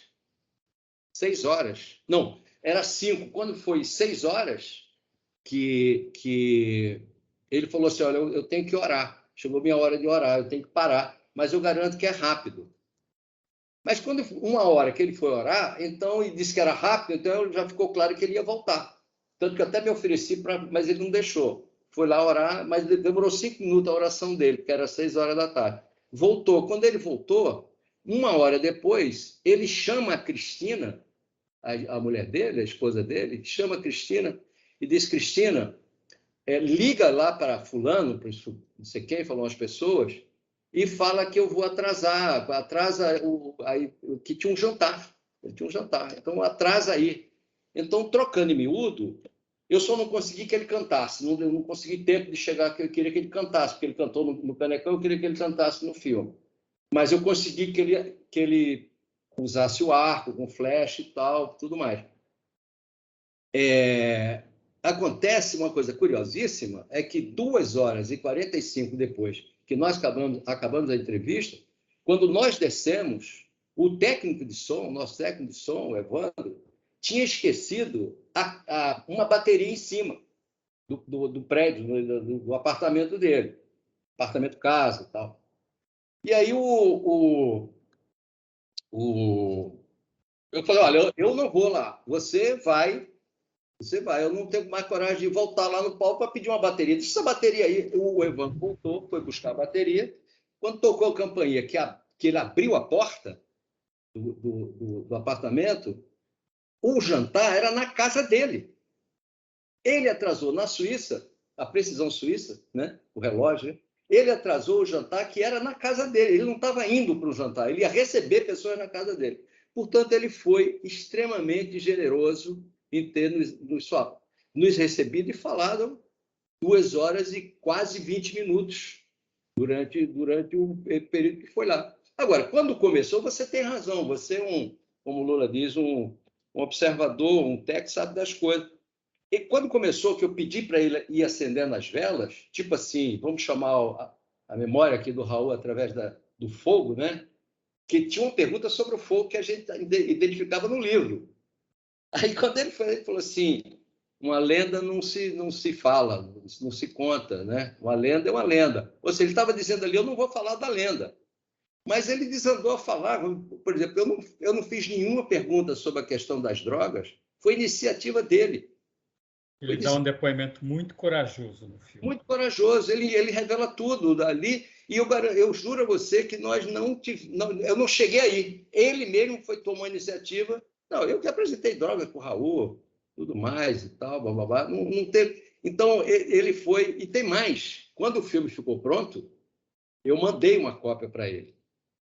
Eu me lembro que eu estava indo para a TV Globo gravar, e no carro, no caminho, tocou o telefone, era ele. E ele disse, eu não consigo, o filme que você mandou não está rodando. Eu mandei um uma bolacha, né? Não era link. Eu mandei um DVD. Um Blu-ray, na verdade. Ele falou, não está rodando. Eu falei assim, Paulo, desliga tudo. Desliga todos os equipamentos e liga novamente. Que você... Aí ele ligou a segunda vez, ele que não estava conseguindo. Daí a pouco ele ligou e falou assim, consegui. Aí ele viu o filme. Então, sei lá, 3 horas depois, ele me ligou de novo. E aí me ligou e estava chorando. Simplesmente estava chorando por um filme, que eu tinha medo que ele pudesse embarrear, né? Que ele pudesse... E ele começou a falar, falou assim, esse filme não precisa mais fazer nada sobre o Raul, não vamos fazer mais nada, isso aí, é isso. E aí começou a falar sobre o Raul, começou a se emocionar e começou a nitidamente chorar, assim, com o próprio filme, entendeu? Essa foi a primeira batalha, porque eu tinha medo. Eu tinha medo que ele embarreirasse alguma coisa ali, de não querer que... Não falei isso, não falei aquilo e tal. Enfim. Virou a figura que virou. Bom, vamos abrir aí para perguntas de todos que estão aqui presentes, nos acompanhando, que viram o filme. Perguntas para o Walter, para o Lula, a respeito desse trabalho. Vamos lá. Eu confesso que continuo não vendo a maioria, então não sei quem levantou a mão, quem não levantou a mão. Pode falar, não tem problema. Se ninguém fizer, eu vou fazer. Hernani, posso colocar uma questão, então? Pode, Alexandre, vai lá. Antes Diga, Walter. Não sei quem está falando aí, mas eu estou vendo agora, aqui apareceu aqui para mim, João Tobi Azulay. O João Tobi Azulay é meu personagem no filme. Sim. Vai lá, Alexandre. Daqui a pouco eu vou inquirir o João Tobi. Não, que eu fiquei bem curioso com algo que senti no filme e que tem um pouco a ver com essa quase confissão, não é, em relação às drogas, não é, que estamos a falar agora, porque há uma abertura em relação não só às drogas, mas também quando mostram a arma, não é, a pistola quando aparece, e também os sacrifícios, não é, dos animais, a própria sociedade, não é, e que eu sinto que não está associado a ou seja, está despreza de uma moral. É dito de uma forma que é bem gratuita, a meu ver. Eu, como espectador, sinto aquilo como uma demonstração de uma evidência, né? De algo que era corrente naquela altura e que se vivia. Portanto, a mesma coisa sexual, não é? E a questão de ter vários filhos ou filhas neste sentido, não é? E da própria questão da poligamia que também se apresenta ali, a existência também da empregada, não é, que no fim vira, não é, a pessoa que é mais íntima também dele e que toma conta dele, e que acho que só dela que eu senti um pouco essa questão do ok, mas eu nunca o vi como um bêbado, não é? Quase já a trazer para o outro espaço. E eu não sei se isso foi de propositado de alguma forma ou como é que isso aconteceu, não é? E como é que é visto, não é? Isto é a questão para o Walter e para o Lula também. O que é que vocês sentiram em relação a isso? Não há absolutamente nada no Raul início, fim, meio que não seja de propósito. Uhum. Quando o cara dando a entrevista, o Jay Wacker, Jay Wacker, cunhado do Raul, da segunda mulher do Raul, quando ele disse que foi convidado para vir para o Brasil para gravar num disco que faria o Raul. E aí ele fala no depoimento que ele tem um porte de arma e que ele gostaria de ir para o Brasil e poder entrar no Brasil com a arma, com o porte de arma, né? Aí eu falei assim, mas você tem arma? Aí ele falou assim, tem, está aqui. Então, eu deixei isso de propósito. Eu não tinha por que censurar o fato do cara ter uma arma. O fato das duas ou três, eu acho que são duas animais que estão no filme, que são sacrificados, é da sociedade alternativa, lá do que vem desde o Aleister Crowley, certo? Então, não há ali nenhuma censura de minha parte em não mostrar os filmes feitos pelo Como é que é o nome do satanista lá, Lula? Aleister Crowley. Brasil, os dois do Brasil, que se vestem de diabo e tal. Então, os caras tinham uma sociedade na época que era uma sociedade satânica. Então, eles tinham filme, bandeira, olha só, eles tinham bandeira, hino, componentes, ele tinha associados, inclusive o Paulo Coelho, tá certo? Ele tinha todo assim, ali equivale eu fazer um filme sobre Umbanda e não mostrar o sacrifício dos animais que são sacrificados da Umbanda. Não tinha por que eu censurar isso, ou esconder isso. A outra coisa que você fala de que você falou? Das cinco esposas, né? Sim.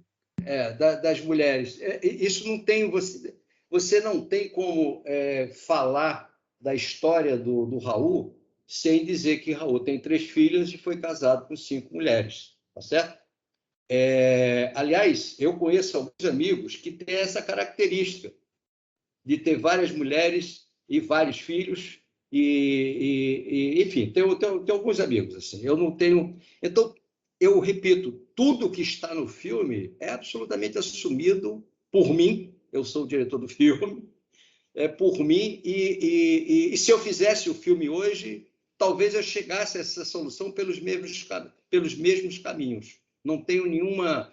Como eu também não poderia esconder a agressão, né, que o Raul sofreu por estar bêbado, por ir fazer um show completamente desconecto da realidade, que é o show do Parque Lage, né? Quer dizer, eu não podia censurar, como eu não podia censurar as falas do Paulo Coelho. Agora, se alguém me pedisse ou pediu, como houve isso, que não dissesse, não editasse aquilo que acabou de dizer, isso eu respeito. Isso eu respeito. É um direito que a pessoa tem, tá certo? Isso eu aprendi no documentário desde quando comecei a trabalhar com meu irmão, quando eu era garoto, né? Que é o respeito pela opinião do outro. Agora, não, volta ao início do que eu falava. Eu não acredito em nenhuma isenção. Eu posso respeitar a opinião de alguém que me pede uma coisa, mas eu não consigo entender o documentário como uma coisa isenta, que você está aqui e o acontecimento está lá. A não ser que você filme escuro, nada, e não diga nada. Aí você está sendo autêntico. Agora, se você filmar alguém ou alguma coisa, algum objeto, qualquer objeto, ele pode significar, dependendo da face do objeto que você enquadra, ele pode significar coisas opostas ou similitudes. Entende? Essa é a questão. Tem outra questão que você acha que poderia ser censurada? Eu acho que, inclusive, essa parte da sociedade, não é, compromete bastante o Paulo Coelho, não é? E eu fiquei surpreso delas aparecerem ali mesmo, não é?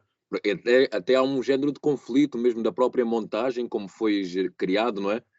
Chega ali uma parte que se sente, isso é um assunto não resolvido, não é? Eu não sei se você se lembra que na hora que ele fala da sociedade, e eu falo do Euclides, porque eu já tinha entrevistado o Euclides Lacerda, que é o satanista brasileiro, é o Aleister Crowley do Brasil. Eu não sei se você se lembra que ele diz que o Raul não se desligou da sociedade. Exato. E eu corto para o Raul, quer dizer, eu corto na montagem, eu não fiz isso, eu fiz isso depois, 6 meses, 10 meses depois, manipulando as falas deles, eu corto para o Raul e eu digo para o Raul, você faz ou não faz parte da sociedade alternativa lá do Euclides Lacerda? E ele fala... Aí eu explico o que ele está dizendo a você, que você não desligou. Aí ele falou assim, mas por abandono não dá? Né? Aí exatamente. Você tem que fazer uma carta. E ele antes, o Euclides fala que ele era um cara muito aplicado, que ele era muito disciplinado. Acho que é a palavra disciplinado que ele usa, entende? Então, não sei se há comprometimento, mas a sociedade alternativa desse momento da vida deles era uma coisa escancarada. E essa sociedade alternativa, onde você propunha que você podia tudo e seria a lei, né? Você poder tudo e esta seria a tua lei. E, ao mesmo tempo, ele dizia que ele não queria que tivesse seguidores. Então, as contradições são, na minha cabeça, uma das coisas que movem os documentários. É quando você acha as contradições, as coisas que uma nega a outra, né? As coisas que ou completam ou se complementam. Acho que o documentário tem essa. Por isso que eu acho que meus filmes são metáforas. São metáforas, tanto da ficção como no documentário. A construção da imagem, a construção narrativa, então, se há uma atitude que não é isenta diante daquilo tudo. E aí você inventa. Eu inventei um Raul. Eu acho que a invenção do Raul, claro que a minha invenção é a partir de um universo de 53 pessoas que falam sobre ele, né? Agora, Paulo Coelho. Todo mundo me dizia que Paulo Coelho tinha um castelo na Suíça. Todo mundo, jornalista, mas você vai no castelo? Aí eu perguntei para o Paulo, eu falei, Paulo, você não tem um castelo? Ele disse, eu não tenho um castelo, não sei quem inventou. Eu tenho essa casa aqui. A casa dele é uma casa bastante morável. Uma casa bastante morável. Não resta a menor dúvida. É um prédio que sobe alguns andares e num determinado andar aquilo vira um espaço, parece uma quadra de futebol, de salão, de basquete, e ali, aqui com um jardim 360 graus em volta daquela casa, né, tem uma casa, que é a casa dele. Agora, aí, veja, olha só, Alexandre, às vezes a gente idealiza os filmes. O que eu queria? Sabe aqueles filmes americanos que vê um carro assim num lugar paradisíaco, verde, aí tem uma entrada, o portão faz assim, se abre, aí entra um carro, uma limusine, aí dá a volta em volta de um chafariz, aí abre, aí tem um castelo, aí sai um cara de luva branca de lá de dentro. Quer dizer, eu ia fazer esse plano. Eu queria fazer esse plano e a intenção era dizer, curioso, o Raul está ferrado, né? Nesse momento está ferrado para morrer e o outro parceiro, que era o grande parceiro dele, não está ferrado, está morando num castelo. E aí eu queria, no final, que o portão desse castelo fechasse na minha cara, ou melhor, na cara do Lula, na cara da lente do Lula. Tanto que isso tem no filme com ele fechando a porta do apartamento. Eu pedi, falei, Paulo, eu quero que você feche a porta na cara da lente, por favor. E está lá no filme. E ele vai e fecha. Quer dizer, eu não fiz o portão, mas eu fiz a porta, que deve ser um cedro levado do Brasil, ou uma embuia levada do Brasil, ou alguma madeira nobre levada do Brasil, provavelmente, da Suíça. A Suíça não tem aquele tipo de madeira, uma porta bonita, que bate na cara da lente. Está compreendendo? Então, eu acho que às vezes idealiza o filme e não é. E eu fiquei alguns meses só imaginando o castelo do Paulo Coelho na Suíça. Não há esse castelo. Obrigado. Lula, você quer comentar as perguntas do Alexandre? Então, acho que vamos seguir. Tem outras pessoas aqui com perguntas, né? Claro, vamos lá, então. Maria Alva, depois a Dinara. Desculpa. Diga. Desculpa, como é o seu nome? Maria Alva e... Maria Alva e depois a Dinara. Porque eu acho que você, Alexandre, perguntou, fazer uma menção sobre a empregada, né? Alva. E aconteceu, eu não lembro agora até que ponto, que eu me lembro que até eu argumentei com você, pai, na montagem, porque quando a gente filmou com ela, a gente levou ela para o apartamento que ela morava lá, que o Raul morava e que ela morou, né, enquanto cuidou do Raul, acho que pode-se dizer cuidou. E na hora que a gente foi subir no elevador, ela teve um troço, cara. Ela não aguentou. Ela começou a chorar muito e começou a meio que desmaiar, começou já quase cair. E chegou uma hora que eu parei de filmar. Não, eu levantei, acho que eu não cortei a câmera, mas eu levantei a câmera e fui meio que abraçar ela. Eu não consegui, a mulher ficou num estado de nervos que eu fiquei filmando, mas daí chegou uma hora, eu falei, porra, não tá fazendo sentido isso aqui. E eu fui consolar ela, fui dar um abraço, sei lá. E aí, depois, acho que você estava mantendo isso no corte, e eu pedi para você tirar, se eu não me engano. E meu pai ficou bravo comigo, porque quando eu voltei, eu falei, cara, não deu, parei. Porra, por quê? Ele ficou bravo comigo porque eu tinha parado. Eu falei, cara, porque eu não consegui, humanamente, eu não estava conseguindo, eu estava achando que eu estava torturando a moça. E uma senhora já, e ela estava tendo uma convulsão ali, e eu não aguentei. E parei, para. Fiquei com a câmera ligada, abracei ela com a câmera ligada. Acho que foi isso. Não sei se tem um espelho, que a gente está dentro do elevador, lugar apertado. E aí eu acho que a gente desceu e eu falei, porra, não deu. E você ficou bravo, porra, não parou de filmar, não sei o quê. Eu me lembro disso e foi muito bom você falar isso, porque eu não cabia dentro do... Não cabia e nem deveria estar no elevador, e foi só o Lula e o Evandro. Houve uma coisa que foi o que provocou isso, que foi o elevador demorar. A gente chamou o elevador, porque eu fiz tudo aquilo quase que de um plano de sequência, né? Fiz primeiro o porteiro e depois nós viemos com ela e eu falei, você abre o elevador e vamos até a porta do apartamento. E o elevador demorou a descer. Aquele prédio, um prédio alto lá daquela rua, que eu esqueci o nome. Demorou, e ela foi se emocionando. Aliás, isso tem no filme. Ela foi se emocionando. Ela não se... Eu imaginava que ela fosse se emocionar, pelo menos quando chegasse na porta do apartamento, né? Mas ela se emocionou antes. E eles entraram, eu não estava lá. Eles entraram e a pouco o elevador voltou, né? Agora você veja como são as coisas. O elevador voltou e o Lula falou assim, bicho, eu tive que cortar, porque ele estava segurando a câmera e ela. Ele veio carinhosamente. Então, essa cultura judaico-cristã falou muito mais do que nós documentaristas naquele momento. Eu devo ter ficado um pouco zangado naquele instante, mas esse instante fez a gente inventar um plano que é o ponto de vista do Raul dentro do elevador. Tiramos ela, acalmamos ela e tal, o feijão levou lá fora e tal, deu uma água para ela e tal, nós voltamos e nós inventamos o plano do elevador com ele cantando a música da morte que ele anuncia antes pro tango, né? Que ele anuncia antes, no meio do filme, para um jornalista, que eu acho que foi o Pedro Bial. Então, esse plano nasce porque não tem ela no elevador, só tem a entrada dela do elevador.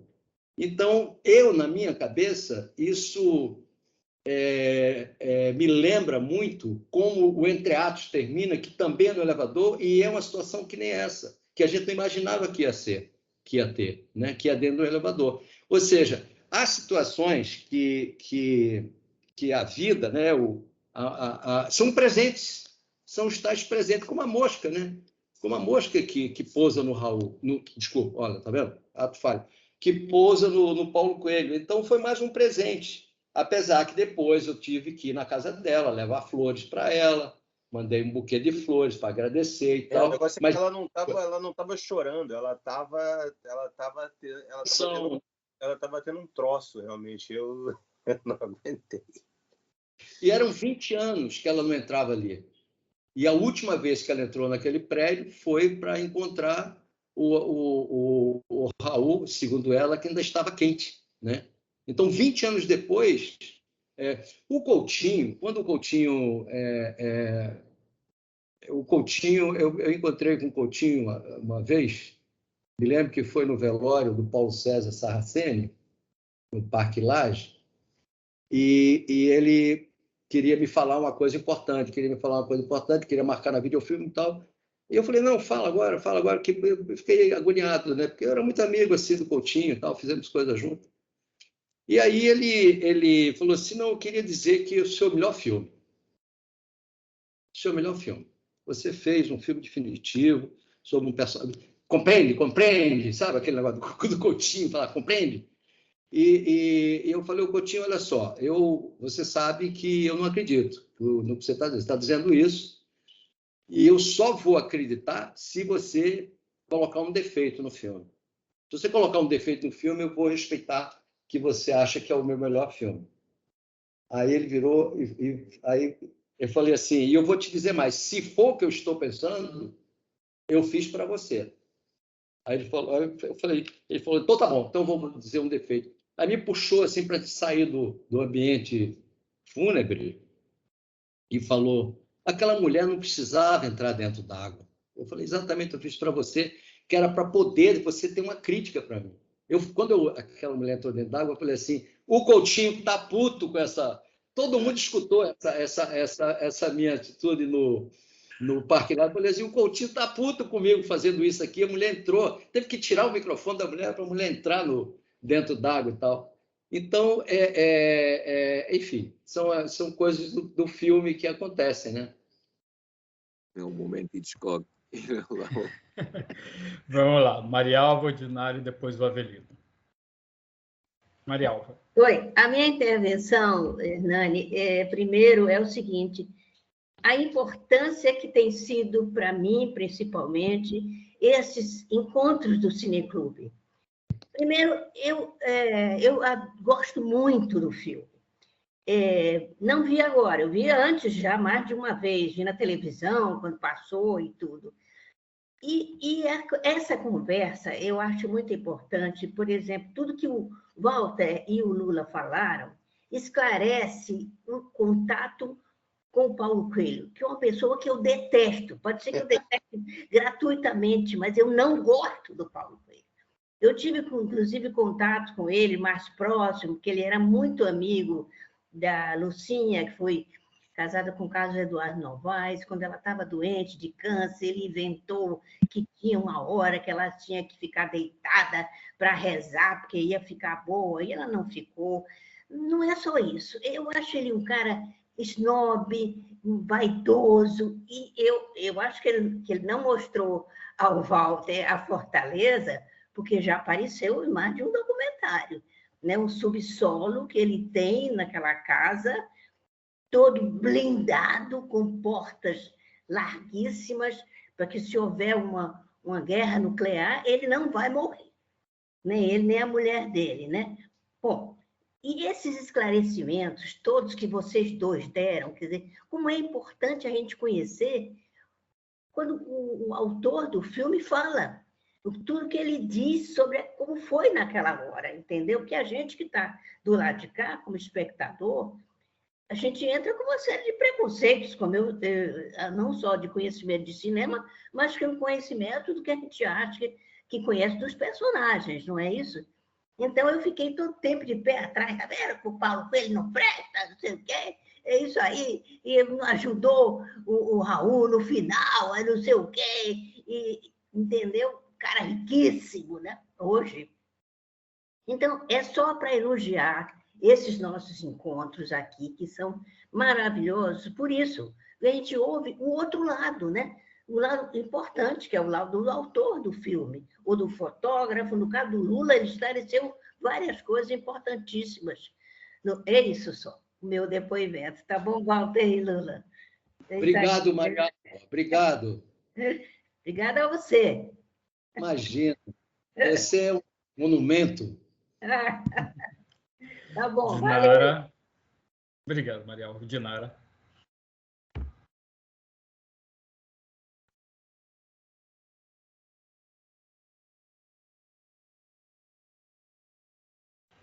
Dinara, acho que, se você estiver me ouvindo, acho que você desligou.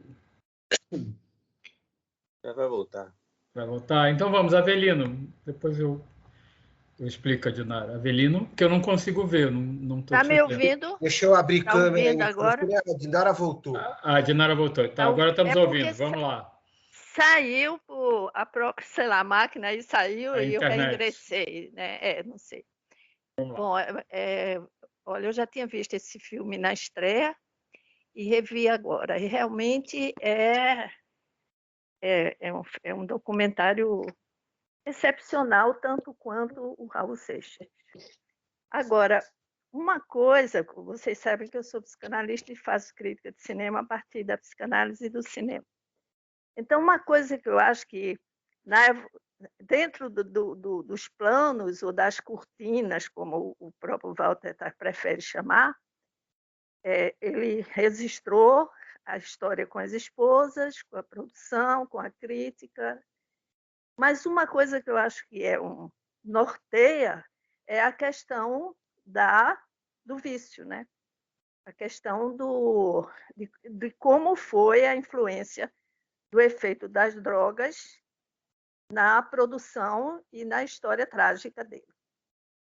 E fica bem marcado, para mim, no documentário, o próprio depoimento do Paulo Coelho. Ele diz que foi ele que iniciou o Raul Seixas no uso das drogas. E como psicanalista, realmente não me parece, do ponto de vista até de diagnóstico, saindo aí da questão técnica do cinema, que seja um caso de loucura e por isso ingressou nas drogas. Não. Foram as drogas que desestabilizou o Raul Seixas. O contrário de Paulo Coelho. O Paulo Coelho ele começou na vida internada aqui no Rio de Janeiro, no Instituto Eiras. Isso é domínio público, não é nenhuma questão minha ética está falando disso. E ele, através da literatura e desse delírio místico que ele inventou com a própria literatura, ele estabilizou a loucura, o que ele não conseguiu que acontecesse com o Raul Seixas. Então, para mim, o documentário, eu não sei, viu, Walter, se você teve essa intenção de marcar que foi do encontro realmente com Paulo Coelho que iniciou todo o processo de vício com as drogas do Raul Seixas, que eu acho viável do ponto de vista mesmo de diagnóstico clínico. É viável, sim, porque ele antes não tinha manifestações de loucura delirante. Não é isso. Eu, inclusive, conheci pessoalmente a última esposa dele. Então, a questão veio das drogas. Então, eu acho que o seu documentário também tem isso para a gente muito, muito essencial, muito fundamental, de ver a causalidade do uso das drogas, sobretudo hoje, né, que a gente sabe que é um dos sintomas da sociedade. Então, parabéns pelos vários aspectos. Inclusive, dentro da montagem, você marca o que o Paulo Coelho falou, quando ele declarou que foi ele que introduziu o Raul Seixas no vício das drogas. E, no final, quando ele já tinha readquirido, né, todo o público, foi do reencontro com Paulo Coelho aqui que ele depois tomou aquele porre mortal. Então, não sei se houve uma intenção de sua parte de fazer, do ponto de vista do cinema, um diagnóstico da questão do vício em Raul Seixas. Tá? Lhe pergunto. Tem dois aspectos da sua pergunta, da sua colocação. Obrigado pela sensibilidade e objetividade na sua pergunta, na sua observação. Tem dois aspectos.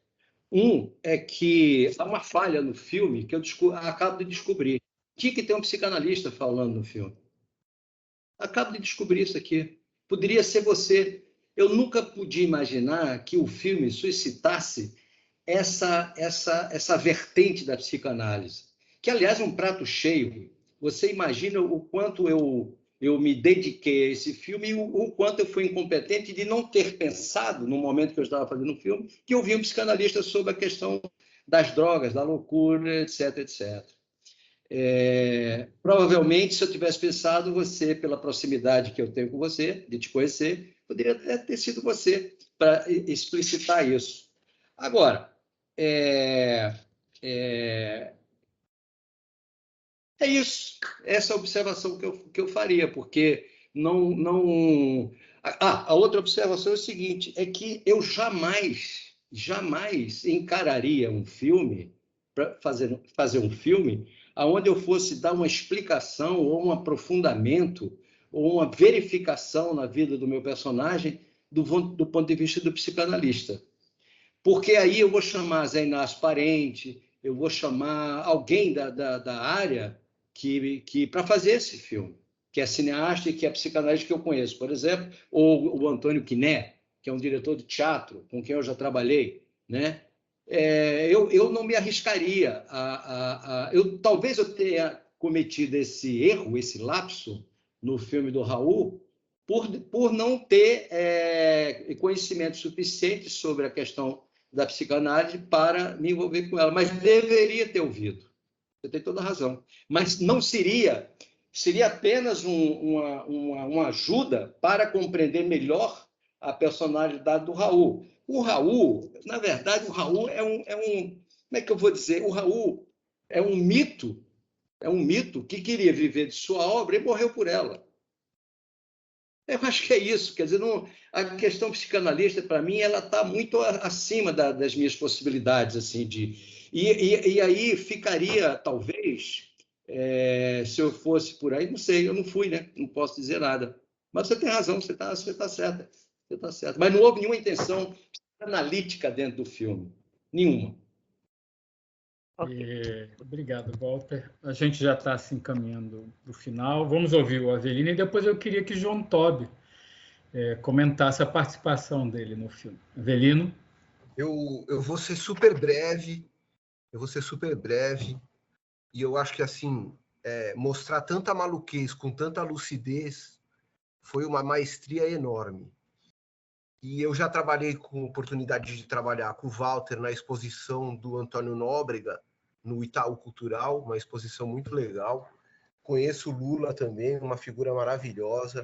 Eu acho que a obra, que está fazendo 10 anos esse ano, vocês merecem fazer uma exposição sobre a obra, sobre o documentário, e não perder essa oportunidade em 22, porque a gente está comemorando o bicentenário da independência e o centenário da Semana de 22, de arte moderna. E a gente está numa lacuna de coisas importantes que mostrem o Raul é um ícone da liberdade. E não teremos a perder a oportunidade mesmo de discutir, inclusive dentro da exposição, ter um ciclo de discussão com a participação de psiquiatras. Então veja que a canção não está perdida. Esse é o meu recado. Eu acho que a gente merece pensar e planejar. Quem puder colaborar aí para ter uma exposição sobre o documentário e não esquecer de permear tudo que está em volta e as discussões que esse documentário vai permitir por décadas e décadas. Então, a gente não perder essa oportunidade e dar um grande abraço aí a toda a produção e a ABC, que é sempre legal, o Cineclube e o que desdobra dele. Walter, Lula. Eu queria dar um abraço ao querido Avelino, amigo, saudoso. Obrigado aí por estar aí com a gente também. Tô aqui na Paraíba, viu? Tô na Paraíba. Eu, de vez em quando, vejo umas fotos suas, cara. Pô, ótimo. Aí, ele está em terras sagradas, então.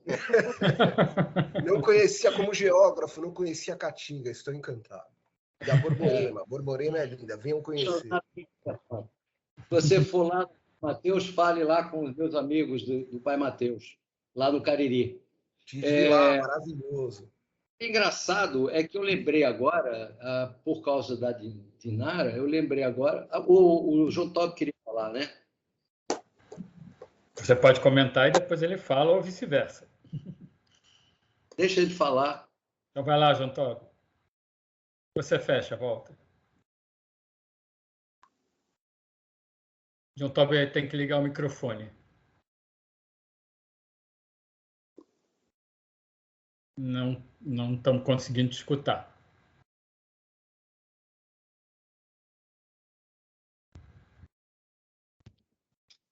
Qualquer coisa, tira o plug e põe de novo.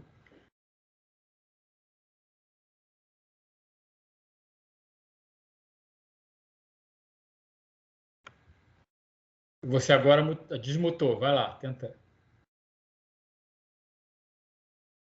Não estamos conseguindo te escutar. O seu volume está aberto.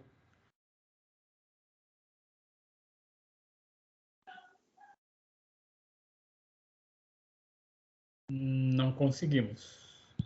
Então, o Walter vai falar enquanto você vê qual é o problema. Vamos lá, Walter. Eu fiquei lembrando aqui, com a fala da Dinara, eu fiquei lembrando aqui que eu fiz, não de uma forma premeditada, mas eu fiz alguns filmes com alguns artistas, né? Eu fiz um filme com Antônio Nóbrega, eu fiz um filme com Armando, eu fiz um filme com Irandi, o ator, e fiz um filme com o Moacir, que é um artista esquizofrênico, e eu não me lembro mais de filmes que eu dirigi sobre artistas, né? Escritor, ator, músico, compositor, artista plástico e músico como Raul. Curiosamente, o Moacir, Arte Bruta, é um filme, até o Lula fotografou, o Moacir, Arte Bruta é um filme sobre um artista esquizofrênico que mora afastado no Planalto Central, a 30 quilômetros de Alto Paraíso. E como eu conheci antes de fazer o filme, eu conheci passando por lá, filmando com o Vladimir, com meu irmão, descobri aquela figura que desenhava de forma absurda, né? Eu fiquei encantado com os desenhos do Moacir e prometi que eu voltaria para fazer um filme com ele, para fazer algum registro com ele, mesmo dentro daquela esquizofrenia visível. E 14 anos depois eu voltei e fiz o Moacir Arte Bruta. Muito bem. Como tratava-se de um artista esquizofrênico, Dinara, eu vi seu filme. Eu conheço esse filme também. Eu acho até que você cita em algum lugar que eu li, de algum artigo seu. Mas, enfim, eu resolvi fazer o seguinte, eu fiz uma lista de pessoas, médicos e especialistas em questões da arte bruta, né? Vindo aí de buffet, passando pela nossa Silveira, né? Como é que é o primeiro da nossa Silveira? Enfim, e aí a primeira pessoa que eu fui conversar sobre a questão da esquizofrenia na arte, etc., depois de ter lido algumas coisas, foi exatamente com o Antônio Quiné, que é um especialista na área. Além de psicanalista, ele é especialista na área da questão da esquizofrenia na arte. Tem livros escritos sobre isso. E é meu amigo. E eu fui lá conversar com ele, né? E levei um gravadorzinho, um pequenininho, botei ele lá para gravar. Tipo, 8 horas da noite eu fui para a casa dele e comecei a perguntar e conversar, e ele começou a me explicar o que era isso. Quais eram as minhas indagações e me respondendo isso. Quando foi 1 da manhã, eu fechei o gravador, agradeci, ele foi muito gentil de me receber e me dar esse depoimento sobre esse exame, sobre o artista, e aí eu saí dali, certo, com absoluta certeza de que eu não ia ouvir das 12, 15 pessoas que eu tinha selecionado, que eu não ia ouvir mais ninguém, porque o tamanho da minha ignorância em relação à esquizofrenia não ia ser perguntando para os especialistas, por mais que fosse, que ia resolver a maneira de eu abordar aquele assunto, que ia resolver a minha ignorância. E aí, dirigindo entre a casa do Quiné, no Jardim Botânico, aliás, na Gávea, e a minha casa, eu decidi na minha cabeça que o filme ia investigar a minha ignorância. O objeto que eu ia exercitar para descobrir o que é que eu queria com aquele filme era o próprio filme. Então, foi o próprio filme que se realizou no processo dele. Não sei se o Lula se lembra, mas a equipe ficou na esquina não, no meio do mato, porque morava mesmo, mas ficou na esquina da estrada. Eu fui junto com uma amiga minha que conhecia, sentei com ele, tentei lembrar que 14 anos atrás eu estive ali e tal, e aí conversando, e ele não falava, ele só resmungava e tudo dizia que sim, né? Enfim, e nós fomos nos aproximando aos poucos, porque eu tinha medo que ele fizesse o que me diziam que às vezes ele fazia, que era exatamente ficar sentado num canto, parado, durante 3, 4 dias, sem fazer nada, sem falar, sem comer, sem dormir, sentado num canto sem fazer nada. Eu falei assim, eu estou correndo risco de fazer... Era um filme para a Petrobras. A Petrobras me contratou para fazer um filme e eu escolhi o tema. Então, eu ia fazer um filme de um cara sentado e eu falando sobre ele ali. Eu não tinha o que fazer se ele fizesse isso. E não foi isso que aconteceu. Ele foi dinâmico, ele desenhou, ele fez várias coisas, ele se mostrou. E eu saí de lá com um pouquinho menos, ou melhor, com um pouquinho mais de conhecimento do que quer dizer um artista esquizofrênico, né? Trabalhando com as suas, com o seu desenho, com sua pintura, né? Me fez lembrar, a Dinara me fez lembrar isso, quer dizer, eu já quase pratiquei, como psicanalista, um filme documentário, para você ver como são as coisas. Agora, diga. João Tobi, você conseguiu? João Tobi sumiu para mim, então não sei se ele está aí. Acho que ele não conseguiu voltar.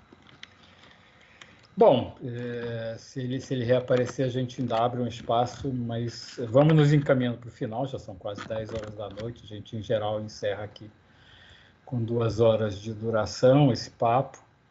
Antes de mais nada, eu queria muito agradecer a presença do Walter, a presença do Lula, todo esse depoimento, na verdade, sobre o Raul, o filme do Raul, sobre o trabalho, sobre o processo, sobre a criação, sobre a importância, tá? Porque eu acho que um dos grandes méritos do filme foi chamar a importância, chamar a atenção das pessoas para a importância do Raul dentro da música brasileira, dentro da arte brasileira, dentro da cultura brasileira do século XX, dentro da trajetória do rock brasileiro. Ele é uma figura absolutamente seminal e fundamental. Então, eu acho que o filme ele foi feito talvez no momento certo, não sei se existe isso, mas ali, àquela altura, me parecia muito importante lembrar do Raul, conhecer a trajetória dele em minúcias, ver que o volume de arquivo podia ser absolutamente exaustivo, porque já se usava material de arquivo no cinema brasileiro uma certa regularidade até ali, desde os anos 90, mas até ali, eu diria que na maior parte do tempo de forma ilustrativa, não de forma exaustiva. Então, eu acho que ali a gente tem um contato com a matéria da história que é muito importante, porque a gente sabe o quanto os acervos, eventualmente, estão sempre em risco no Brasil, e a gente viveu isso aí nesses últimos tempos, nesse desgoverno total, com o fechamento da Cinemateca Brasileira durante um tempo, etc. Então, há um valor nesse trabalho, que eu acho que transpareceu aqui nessa conversa, uma conversa aberta, sem qualquer tipo de intenção maior, mas que a gente agradece muito as palavras do Walter, as palavras do Lula, agradece muito também a presença de todos vocês, a participação de todos vocês.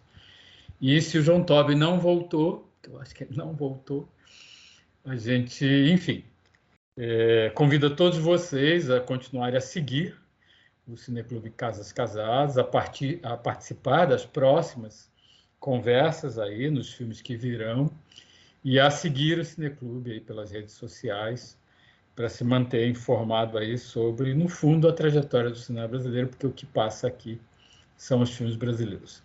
Obrigado, boa noite. O Cineclube Casas Casadas é uma iniciativa da ABC Cursos de Cinema, tem o apoio da Rio Filme e da Cavídeo. Boa noite a todo mundo e muito obrigado, Walter e Lula.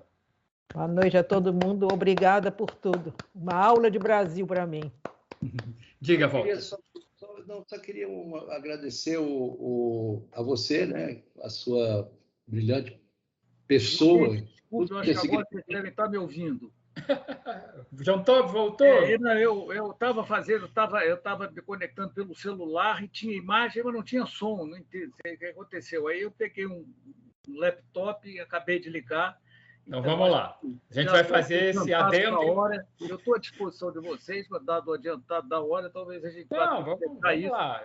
Eu acho que seria bacana ouvir sobre sua participação no filme. Rapidamente, falar sobre a minha participação nesse filme histórico, entre os vários que o Walter fez. Na verdade, eu só tenho a agradecer a generosidade dele de ter me chamado porque a minha participação, na verdade, fala mais a respeito da criatividade dele do que efetivamente de algo mais relevante que eu tenha feito, entendendo, para o filme.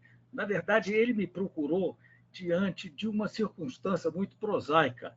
Ele queria pegar, ele precisou utilizar material de arquivo que foi feito para o filme, para a gravação do concerto de Saquarema, chamado Som, Sol e Surf, que acontecia em 1975. E eu fiz o som, entendendo, desse filme. E ele, então, precisava de imagens que ele utiliza, entendendo, da participação do Raul nesse concerto. Acontece que